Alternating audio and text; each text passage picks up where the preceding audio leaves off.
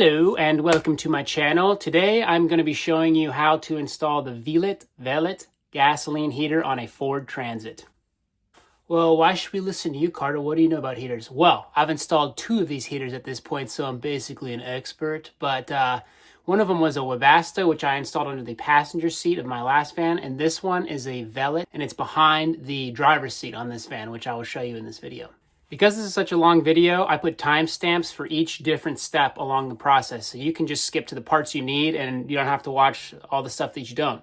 Unless you just like listening to the sound of my voice and watching me work. And yeah, if so, feel free to do that too. In the box, what it comes with is there's the exhaust pipe and the muffler, the intake and the intake cap. There's this bag full of hardware that also comes with this gasket that'll go around it. Looks like the fuel line. This is going to be the filter, and this is the pipe that goes down into your gas tank. Fuel pump, mounting plate, as well as the tube and the outlet vent that will go on the heater itself. Other things that I bought this turret mounting plate. My buddy Sam has already installed this heater, and he told me that this makes it a lot easier and also a lot better, which I probably agree with. I'll see after this install process, but it'll keep everything away from the hot exhaust, and I could go under the van and easily disassemble all these pieces. So we're going to use this guy instead of the mounting plate that it came with. The only difference, if you can spot it, what's different between these 2 pictures? It's this little piece. So that's where the cord down to the fuel pump will go. So I'm just gonna cut out a little piece on this guy to accommodate that. So as far as placement of the heater goes, a lot of people put their heaters under the passenger seat. And on my last van, I did it there, and it was great. Honestly, usually that's unused space. It's open, it blows directly across and into the main cavity of your van. It's awesome, but the install process kind of sucks. You have to get squeezed in between these plates that are underneath the van. It's not that great. You kind of have to take all this off. And also, on this van, it came with this little inverter, which I'm going to keep because I wasn't even going to put an inverter on my van. So that space is already kind of taken.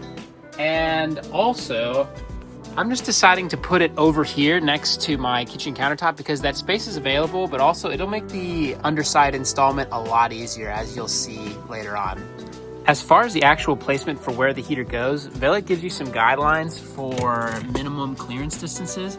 Like in front of the outlet, which is this guy, they want at least 3.15 inches. And in front of the intake, which is on the other side, it's the one that has got the snowflake on it, they want you to have at least 1.77 inches. We can worry about the height above that later. We're just going to find the position on the ground for drilling. So what I did was just put my tape measure up here, kind of eyeballed it. All right, we've got 3 inches from where I will have the front vent coming out. And then I will flip this over and trace that onto the ground and kind of find the center hole for drilling. What I did was I took the plate, again, found where it was back and forth, flipped it over, put it in that spot that I had marked, and then I lined it up with that, and then I drew little marks where each of those holes were. And from there, I just connected those with a straight edge to find the center. Also, careful, because even though, this seems like a pretty quality plate, when I measure it, the sides aren't totally even. Like this is exactly 1.5 on that side, and then on the other side, it's more like 1.5 minus, or 1 3/8. So yeah, just something to watch out for when you're doing those very important first drill. So before I actually drill through the bottom of my van, I've marked the point where I'm going to drill over to this edge inside the van. Measured that out to be 11.5 inches. I made a little mark down here about where that is. And now I can get under the van and see about where it's gonna come through, just to triple check and make sure I'm not putting this in a terrible spot. And I'm also gonna measure off the back wall and try and get an idea where it's gonna be down here. But it's looking pretty good. Whew. It's so cold. As you can see, we've got this big area in here to work with. This is where my pilot hole came through. We're good on this distance. I only need 2.5 inches on each side because it's a 5-inch hole saw. But we are about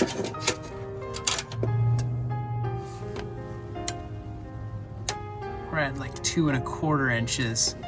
So really I need to move it, oh man, I need to move it back towards the rear of the van. Okay, so here's pilot hole number 2, and when I line this guy up, I have just enough clearance around that guy in there. Okay, time to see how $7 Amazon hole saw does going through the bottom of my van. There's the wooden piece. All right, now for the metal piece at least. Oh my God. There's your $7 Amazon guy. Broken drill bit. Thankfully, they sent another one, so you know what? For a single job, if this other bit makes it through it, I think that's well worth the $7. It's like these hole saws, these $5 hole saws, $5. These 5-inch hole saws are like $40 on Amazon. Or, excuse me, at like Home Depot. So I was like, I'm gonna try the $7 one.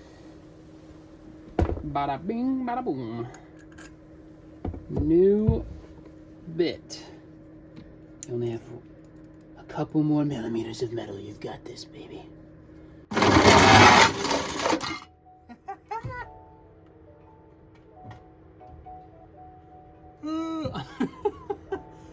Oh, that was unpleasant. A lot of metal dust raining down, hot metal in my face. But it's finished. So after I just cut this hole, I use this file to go around all the edges and make sure they're all smooth, and got rid of like all the burrs. And so whenever I feel around, it's all smooth down there. And I'll also paint it. So here I'm just gonna cut a little channel into this new mounting plate to make room for the cable that will go down to the fuel pump. You want to make sure it's on the inlet side, the intake, because this side's going to be really hot because it's going to be the exhaust. I also marked this, the edge of this, so that I know how far to get past to make it past this gasket seal.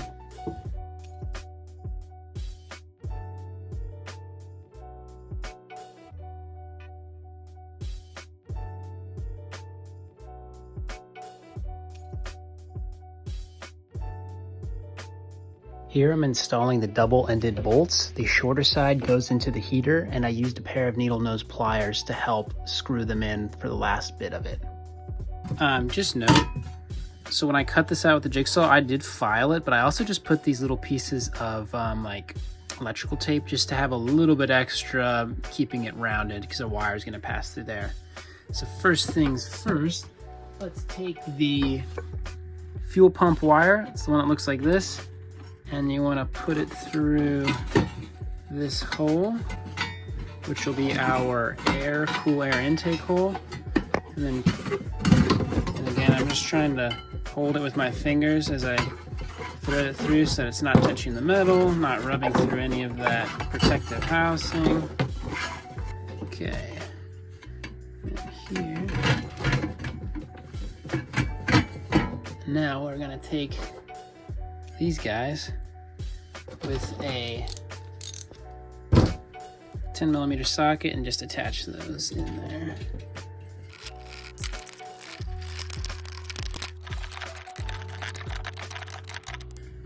Next up, I'm putting on this rubber little tube. This will be the fuel. Add that guy down there.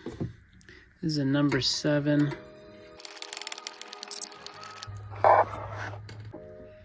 Next, I'll put on the air intake. This is the one that's got this little piece inside of it and is also closer to the wire.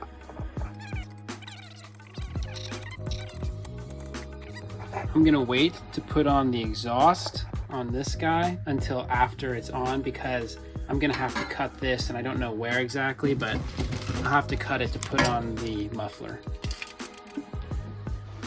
While I'm letting the paint dry, I went into lunch, and now I'm just gonna apply a little bit of butyl tape around here to add a little bit more of a weather seal. I saw some other people doing it. I don't know if that's the best thing to use to seal this off against the outside, but that's what I've got, and that's what I'm gonna use today.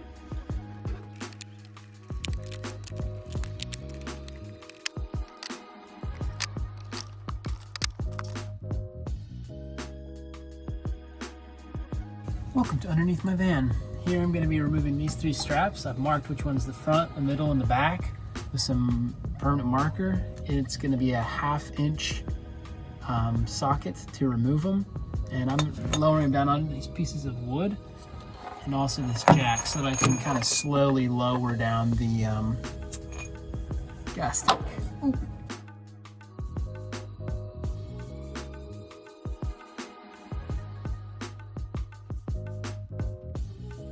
I think that went pretty smoothly, honestly. I've got about a 1/4 tank of gas, but it's not that heavy. I think if anyone's curious about doing it, you can do it with that much. I can lift it with one hand on the other side. So yeah, now it's gonna be getting this thing off.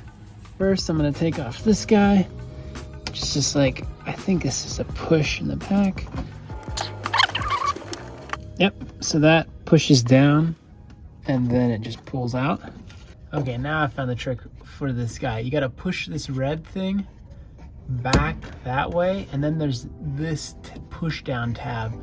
You push that down and then it slides off really easy. I was like pulling it and it was not coming off at all.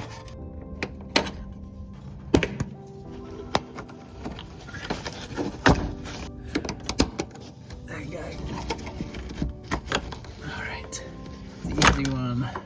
More thing I'm gonna do before I totally disconnect it, so all those connections up top are off, I'm just gonna mark where it is right now. Except for removing these guys, there's 3 of them. It's a 10mm socket, so there's gonna be 1, 2, and a 3rd one on the back. Oh, nice, and that thing just lifts right off.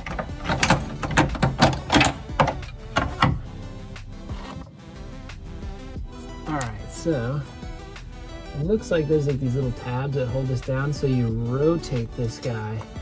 And I've seen some people kind of just pop it with this. So we'll see about that. If I can just push it. Oh, yeah. Okay.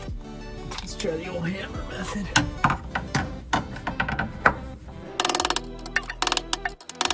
But I popped it off, like just hit it. So it looks like this guy can come off now.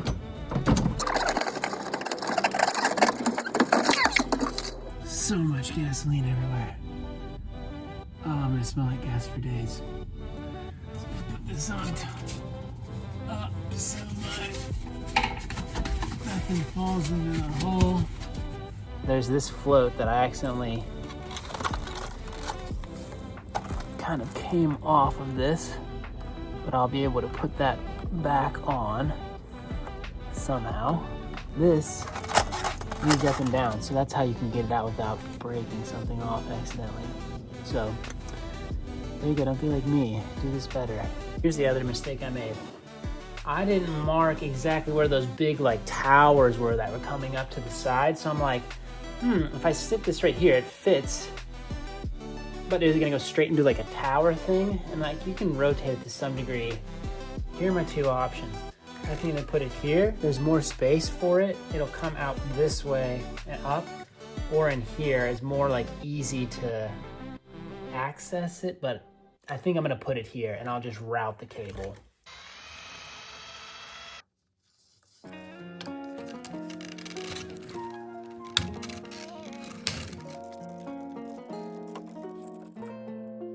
I think it's number 10. I took this guy, slotted it up against that guy, and then just tightened it as good as I can with just my hands.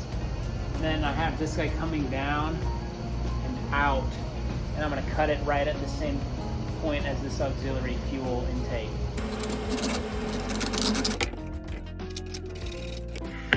If anyone is curious, how your fuel is measured. It looks like this is just a float that is on the gas, and then it touches these little sensors, and that sends the signal to your car, which is pretty sweet, pretty smart.